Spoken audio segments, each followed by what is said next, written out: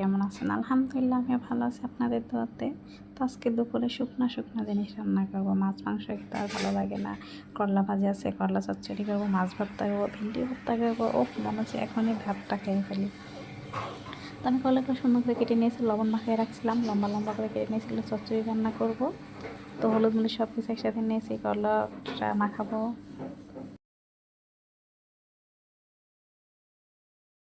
আমার কিন্তু মাখানো শেষ। আমি পানি দিয়ে চুলায় বসা দিয়েছি। আর করলা ভাজি করে পেঁয়াজ ভাজা ভাজি দিচ্ছি। আর করলা ভাজির কালারটা কিন্তু অনেক সুন্দর। এদিকে তো আমার চচ্চড়ি হচ্ছে, আর মাছ ভর্তার জন্য প্রস্তুত নিচ্ছি। পাটনাতে মাছ ভর্তা এভাবে বেটে হাতে কিন্তু আসলে অনেক মজা। এটা হাতে দিয়ে মানে বান্ধবী গিফট করেছিল আর কি, মাঝে মাঝে আমি ব্যবহার করি, আপনাদের সাথে শেয়ার করলাম।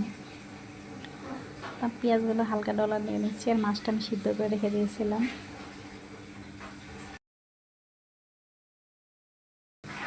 তো সামান্য পরিমাণ আদা দিচ্ছি, আদা দিলে আর কি ঘ্রাণটা হয়।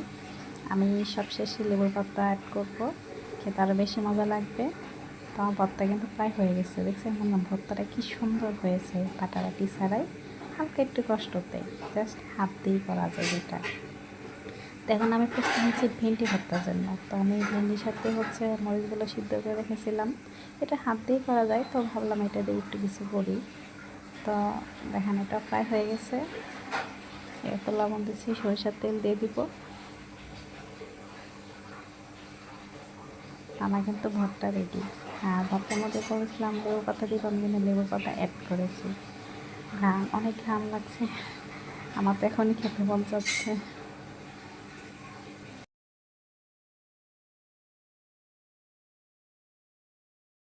তো করলা ভাজিও আছে, আর আছে করলা চচ্চড়ি, করলা ভাজি আর ভর্তা। আজকে আমাদের দুপুরে শুকনা খাবার।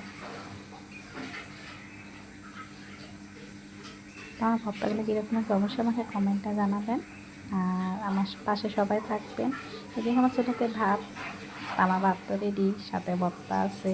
অনেকগুলো ভাত নিয়েছে, মনে হচ্ছে আজকে বেশি ভাত খাবো।